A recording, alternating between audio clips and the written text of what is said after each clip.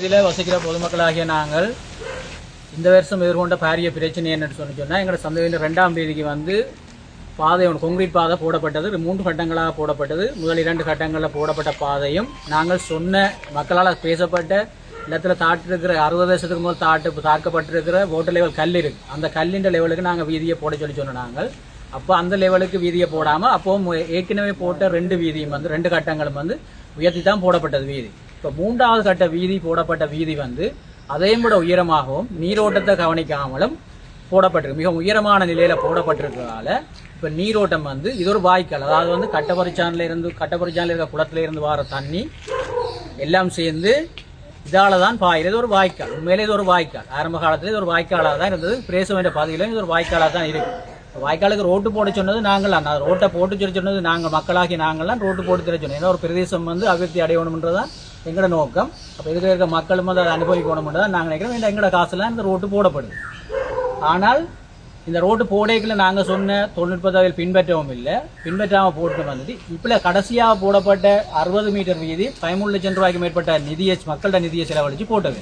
இந்த போட்ட நிதியில் வந்து இந்த பாதை வந்து நீங்கள் பார்க்கலாம் நார்மலாக எவ்வளோ உயரத்தில் இருக்குன்னு சொல்லி. அதால் இப்போ 12 அடி பாதையில் போடப்பட்டிருக்குன்னு சொல்லி அங்கால ஒரு அடி இஞ்சாலோடைய தண்ணிக்குள்ளால் 12 அடி மொத்தம் 14 அடியால் பாய்ஞ்ச வெள்ளம் வந்து 2 அடியால் பாயிரன்றது சாத்தியம் இல்லாத ஒரு செயற்பாடு. அதால் வந்து இந்த பிரதேசத்துக்கு அங்கால இருக்கிற மக்கள் எல்லார வீடுகள் எல்லாம் முட்டி போய் நிற்குது, வெள்ளம் முட்டி போய் நிற்குது, வந்தால் வெள்ளம் பாயுது. அப்போ இது சம்பந்தமாக நாங்கள் பிரதேச சபைக்கு போனோம். பிரதேச சபை தலைவரை சந்தித்தோம். அவருக்கு சொன்ன பிரச்சனையை அவர் வந்து பார்த்தார். அவர் பார்த்துட்டு சொன்னார் அது வெட்டி விட்டா போகும் தானேன்ட்டு அவர் போயிட்டார். அப்புறம் அதுக்கு பிறகு இந்த நடவடிக்கை இல்லைன்னு சொல்லி நாங்கள் பிறகு பிரதேச செயலாளருக்கு அவர் வேறொரு சந்தர்ப்பத்தில் வந்த இடத்துல அவரை சந்திச்சு நாங்கள் அவரை கூட்டி கொண்டு வந்து காட்டினோம். அவர் சொன்னார் இந்த பாதையை வியதி தான் போட்டிருக்கு, பிள்ளையாக தான் போடப்பட்டிருக்கு, ஆகவே இது அகற்றுறது தான் நல்ல முறை மாதிரி அவர் சொல்லிட்டு போனார். அதுக்கு பிறகு எந்த நடவடிக்கையும் இல்லை. அப்போ நாங்கள் திரும்ப 4ஆம் தேதி திரும்ப செயலாளரை போய் சந்தித்தோம். செயலாளரை போய் திரும்ப சந்தித்தோம். பிரதேச சபையில் போய் செயலாளரை சந்தித்து சொன்னோம், எங்களோட நியாயமான கோரிக்கையை நிறைவேற்றுங்க, இதுக்கு ஒரு பதிலை சொல்லுங்கன்னு சொல்லி சொன்னோம். அப்போ அவர் சொன்னார் இது நாங்கள் கண்ட்ராக்டரோட நாங்கள் காய்ச்சிருக்கிறோம், இந்த வீதி போடப்பட்ட கண்ட்ராக்டரோட காய்ச்சிருக்கிறோம். அப்போ இன்னும் நாங்கள் நிதியை விடுவிக்கல, அவருக்கு நாங்கள் நிதியை விடுவிக்கல, அதால் ஒரு மாற்றத்தை நாங்கள் ஏற்படுத்தி தாரோம், நீங்கள் போங்க, நாங்கள் இதுக்கு ஒரு பதிலை சொல்கிறோம்னு சொன்னேன். அண்டை பின்னேரம் என்ன முடிவெடுத்தினோம்னு எங்களுக்கு தெரியல. அடுத்த நாள் காலம் பிரேசவ தலைவரும் அவரோட உறுப்பினர்களும் கொஞ்சம் பேர் வந்து பார்வையிட்டுட்டு இந்த பாதையில் ஒரு மாற்றம் செய்ய வேண்டிய அவசியம் இல்லை, அதெல்லாம் சரியாக தான் போட்டிருக்கு, நீங்கள் நடவடிக்கை எடுக்கிற இடத்துக்கு நீங்கள் எங்கேயும் ஆரம்பிக்கலாம், யாரை கொண்டு நடவடிக்கலாம்னு சொல்லிட்டு அவையில் போயிட்டு. அப்போ அதுக்கு பிறகு நாங்கள் பார்த்தோம் இதுக்கு அடுத்த கட்ட நடவடிக்கையாக நாங்கள் என்ன செய்ய வேண்டாம், ஆளுநருடைய அபயம் அமைப்புக்கு தொலைபேசி ஊடாக நாங்கள் எடுத்து காய்ச்சினாங்க. சரி இப்படி ஒரு பிரச்சனை இருக்குது எங்களுக்கு, இதுக்கு நீங்கள் ஒரு தீர்வு கொண்டு தாங்க. அவர் அடுத்த நாளே சொன்னார் நாங்கள் காலமே என்னென்னு சரி உங்களுக்கு உள்ளூராட்சி உதவியாளர் அனுப்புகிறோம்னு சொல்லி அடுத்த நாள் உள்ளூராட்சி உதவியாளர் 5ஆம் தேதி வெள்ளிக்கிழமை வந்தவர், சம்பவத்துக்கு வந்தவரெல்லாம் பார்வையிட்டுட்டு என்ன செய்யணும்னு சொல்லி கேட்டால் நாங்கள் சொன்னோம் இது எங்களோட பிரச்சனை இதுதான் சார், இது அகற்றுறது அல்லது இதுக்குரிய வடிகாலமைப்பு செய்கிறது உங்களோட பிரச்சனை, ஆனால் நீங்கள் இதுக்கு வந்து தீர்வை பெற்று தருவோம்னு சொல்லி அவர் நான் இதுக்கு ஒரு சாதாரண முடிவு எடுப்பேன்னு சொல்லிட்டு போனார் வழியே. அதுக்கப்புறம் எங்களுக்கு எந்த ஒரு தொடர்பும் இல்லை. ஆனால் நாங்கள் எழுத்து மூலமாக அவருக்கு ஒரு ஆவணமுடையும் கையளிச்சு இதில் முக்கியமான பிரச்சனை என்னென்னா சந்தைக்குள்ளே இருந்து வர கழிவுகள் எல்லாம் உங்களுக்கு தெரியும். சந்தையில் வந்து அரைவாசி பேர் ஜூரினுக்குள்ளே போய் ஜூர்னு இருக்கிறது இல்லை, வெளியால் தான் ஜூர்னு இருந்துட்டு போயிடும். அவ்வளோ கழிவும் வந்து எங்கட அந்த வீதிக்குள்ளால தான் இருக்கிறாங்க. சந்தையில் நீங்கள் பார்த்தீங்கன்னா தெரியும், சந்தையில் அந்த ஒரு பாதை ஒன்று விட்டுருக்கேன். ஏன் அந்த பாதை விட்டுருக்கேன்னா சந்தை கழிவெல்லாம் அதுக்கால வெளியேறாங்க. அதில் பாருங்க பாதையை பதிச்சு போட்டிருக்கணும், பதிச்சு இந்தியாவில் தான் பேர், இதுக்குள்ளே தான் பேர் இந்த வடிகால் பார. அவ்வளவு கழிவும் அந்த முதலாவது ஒழுங்கேக்க போய் நிறைஞ்சு போய் நிற்குது.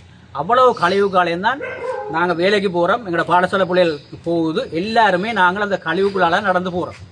இவ்வளவு கழிவுகளாக நடந்து போகிறோம். ஆனால் எங்களை பற்றி கணக்கில் எடுப்பார் ஒரு தரம் இல்லை. ஆனால் அந்த சந்தையில் உங்களுக்கு தெரியும், இந்த சந்தையில் வேண்டாம் அந்த குத்தகை எவ்வளோ வருது, அந்த அதிலே வர வருமானத்தை என்ன செய்யணும். அப்போ அந்த ஒரு மக்களோட நிலங்கருதி அவையில் அதுக்கு ஒரு வடிகாலம் அமைக்கிறதுக்கு வசதி இருக்குது. அந்த வடிகால திருப்பி அவையில் அந்த மெயின் ரோட்டில் போகிற வடிகாலோட இணைக்கலாம், அல்லது இதில் ஒரு வடிகாலம் வச்சு அந்த மக்களோட பிரதேசத்துக்குள்ள அந்த கழிவு தண்ணி போகாமல் வடிகாலம் அமைப்பை செய்யலாம். அவையில் அதுக்கு தயார் இல்லை. அப்போ நான் எங்களோட கோரிக்கை என்னன்னு சொல்லி சொன்னால் முடிஞ்ச அளவுக்கு இந்த பாதையை பதிக்கிறதோ அல்லது இதுக்கு ஒரு வடிகால அமைப்பை ஏற்படுத்தி தாரதோ கட்டாயம் செய்ய வேண்டிய ஒரு வேலைன்னு நாங்கள் பொதுமக்கள் ஆகிய நாங்கள் எல்லாட்டையும் கேட்டுக்கொள்கிறோம், அனைவர்கிட்டையுமே கேட்குறோம். ஏன்னா இது எங்களுக்கு ஒரு பாரிய பிரச்சனையாக இருக்குது. நீங்கள் வெள்ளம் இப்போ தற்சமயம் வெள்ளம் இல்லை, நீங்கள் வந்து பார்த்தீங்கன்னா தெரியும் 3 நாளில் 2 நாளில் வடிகிற வெள்ளம் இந்த 15-20 நாள் செல்லுது எங்களுக்கு வெள்ளம் வடிகிறது.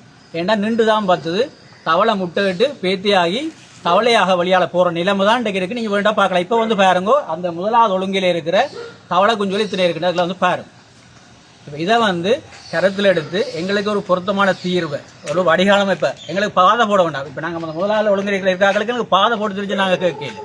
நாங்கள் கேட்குறேன் என்னட்டா எங்களுக்கு இந்த தண்ணியை வடிகாலம் அமைப்பு செய்து வடிகாலத்தில் தண்ணியை போடுற ஒரு வழியை செய்தாங்க. அதுதான் நாங்கள் கேட்குறோம். எங்களுக்கு பாதை போட்டு தாங்க அப்படின்னு நாங்கள் கேட்கல. அப்போ அதுக்கு ஒரு வடிகாலம் அமைப்பு செய்யுங்க. அதுக்கு இருக்க மக்களையும் மனுஷராக கருதுங்க. நீங்கள் வந்து போஸ்ட் ஆஃபீஸ் ஒழுங்கையாளர் இறங்கி வாங்கோ. யாராவது வாரண்டாலும் போஸ்ட் ஆஃபீஸ் ஒழுங்கையாளர் இறங்கி வந்தீங்கன்னா எவ்வளவு தண்ணிக்கலாலும் நீங்கள் இந்த ரோட்டுக்கு வந்து விடுறீங்கன்றது தெரியும். அதுக்குள்ளே இருந்தால் அதுக்காக நாங்கள் வசிக்கிறோம். குறிப்பிட்ட குடும்பங்கள் அதுக்காக வசிக்கிறோம். எங்களோட டொய்லெட்டு முறையை முட்டி டொய்லெட்டும் வீடுகள் எல்லாம் அப்படியே ஒரே முட்டி தான் நிற்குதான். அப்போ இதுக்கு ஒரு பொருத்தமான தீர்வு ஒன்று எடுக்கணும்னு சொல்லி நாங்கள் இந்த இடத்துல விநியமாக கேட்டுக்கொள்கிறோம். எல்லாரும் சார்பாக தான் நான் காய்க்கிறேன். ஆகவே இதுக்கு ஒரு தீர்வை பெற்றுத்தாரக்கு முயற்சி செய்வீங்கண்டா உங்களுக்கு அது பெரிய ஒரு புண்ணியமாக இருக்கும் என்று நான் நினைக்கிறேன். நீங்கள் எப்பவும் அது பார்க்கலாம். தண்ணி நாங்கள் சந்தைகளில் இருக்கிற டொய்லெட் வந்து ஒரு சின்ன மழை அதாவது ஒரு ஆள் நினைக்கக்கூடிய மழை இருந்தாலும் முழு யூரினும் இதுவும் இந்த வயக்காலெல்லாம் வருது. நீச்சிரங்கு இங்கே இந்த மலையில் இருந்த ஆட்கள் ஒரு தராவது நீச்சிரங்கு இல்லாமல் ஒருபோது மண்ணெண்ணை பாதிக்காத ஒரு இது இல்லை. எல்லாருக்கும் இதுதான் நீச்சிரங்கு தான் வந்துருக்கு. அடியும் சொறியும் தான் வரும். அந்த அப்படி இல்லை நீங்கள் ஒரு இதுவும் இல்லைண்டா நீங்கள் அந்த சந்தையில் இருக்கிற ஒரு கேட் மாதிரி ஒரு இது ஒன்று இருக்குது. அதுக்கு கொங்கிரீட் போட்டு கட்டி விடும். அதை மூடி காட்டுங்க. சந்தை தண்ணி கழிவு தண்ணி வராது. இதுக்கு கூட சந்தைக்குள்ள மக்கள் பிரச்சனை பண்ணக்கூடாது. ஆகவே சந்தை தண்ணி என்ன செய்றீங்க? நல்ல ஒரு பாதை வச்சிருக்கீங்க. நீங்க போக்குல பாருங்க. அல்லது இப்பவும் தண்ணி நிற்கும். இந்த தண்ணி ஒரு காலம் நிக்கிறீல்ல. இந்த பாதை போடு மட்டும் அதுல தண்ணியே நிக்கிறீல்ல. இப்பதான் தண்ணி தேங்கி போய் நிக்குது. அவளுக்கு சந்தை நடந்தா சரி. ஆனா சந்தையில வர கழிவு எங்க போகணும்? அது பொதுமக்களுக்கு போகுது. இதை உரிய முறைப்படி ஒரு சந்தை 4.5 கோடி ரூபா, மீன் சந்தை 3.5 கோடி ரூபாயாண்டு புத்தகம் எடுக்கினேன். ஆனால் அந்த காசை எங்கே பயன்படுத்தினேன்னு தெரியாது. எங்கட கிராமத்தில் அதாவது கொடியாமன் சந்தையிலேருந்து 200 மீட்டருக்கு இந்த சம்பவம் நடந்துட்டுருக்கு. இதேபோல எத்தனை சார் பழக்கி விழுந்து அந்த நேற்று நாள் அதில் ஒரு ஆள் பழக்கி விழுந்து இந்த தண்ணியில் விழுந்து கை முறிஞ்சு போச்சு.